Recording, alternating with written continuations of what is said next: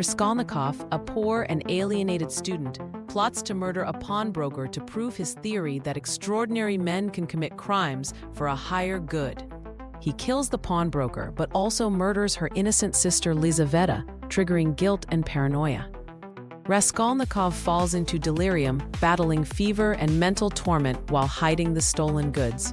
Despite his inner turmoil, he helps Marmeladov's family after the man's death, revealing his conflicting morality.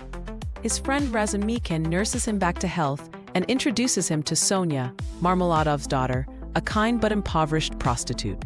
Raskolnikov becomes increasingly paranoid as Detective Porfiry Petrovich begins to suspect him of the murders. He expresses disdain for humanity, but is drawn to Sonia's humility and compassion. Raskolnikov shares his nihilistic theory with Porfiry. Extraordinary men must break laws to achieve greatness.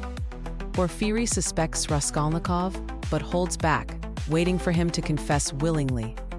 Raskolnikov confesses his crimes to Sonia, who forgives him and urges him to atone.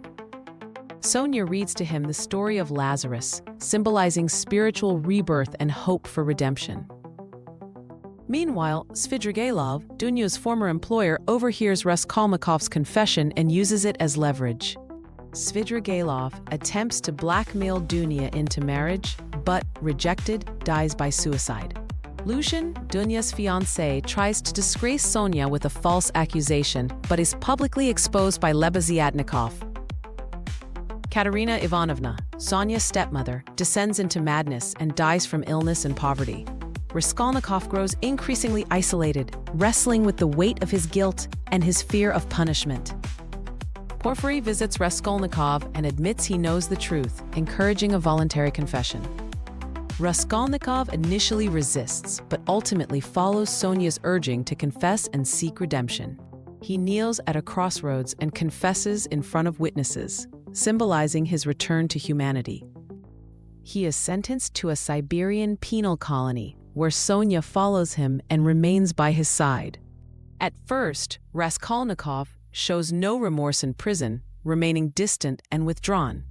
Eventually, he begins to change under Sonia's influence, experiencing emotional rebirth.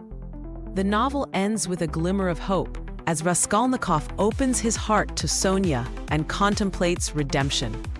Themes of alienation, guilt, suffering, and moral redemption form the core of Raskolnikov's journey.